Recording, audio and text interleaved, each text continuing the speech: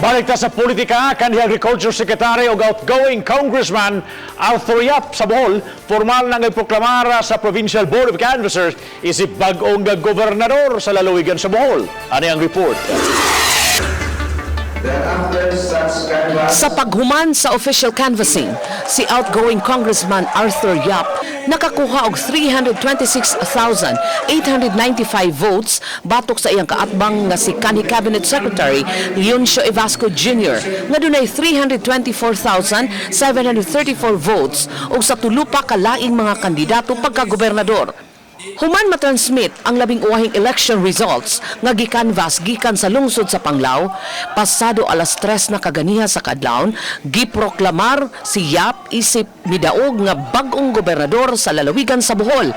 Kauban nga giproklamar ang iyang running mate nga si outgoing Bohol 1st District Congressman Rene Relampagos nga Midaug isip bag-ong Bise gobernador sa Lalawigan sa Bohol. Kauban usab ang lain pang mga board members.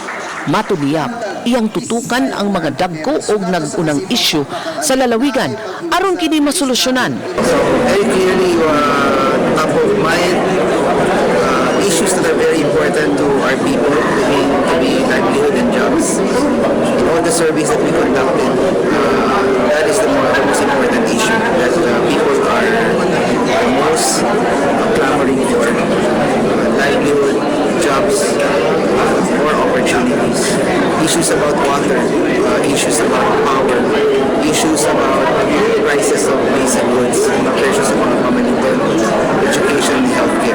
These are the most important issues for them. Ito po dahil considering that we've been in office for about 9 years now, we have plans for this. So, amo na lang ipadayon ng among mga plan for these issues.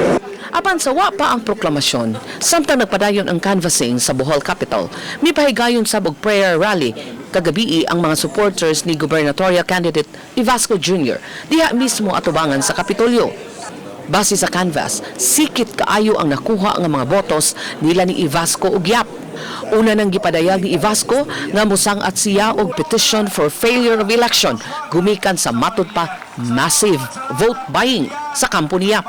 Apan gipanghimakak kini ni Yap, mukapin sa 300 ka supporters ni Evasco ang nag-prayer rally.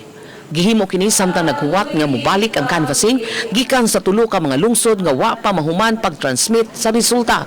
Nasayran nga nagguba ang 8 ka SD cards o kinahanglan pang ayuhon dinhi sa Sugbo. Mukabat sa usa ka gatos ka pulis ang nagbantay sa Kapitolyo. Wa man hinoy kagubot nga nahitabo. Muna ato ang protocol sa matag dunay mass action nga mo-deploy kita o mga CDF contingent. Hangtod nga naapa ang atong mga kaigsuonan nga nagpadayag sa ilang mga sentimento. Apan dihang naproklamar na ang mananaog, ni pauli rasab ang mga nag-prayer rally. Chelo Valiena, Balitang, Bisdak.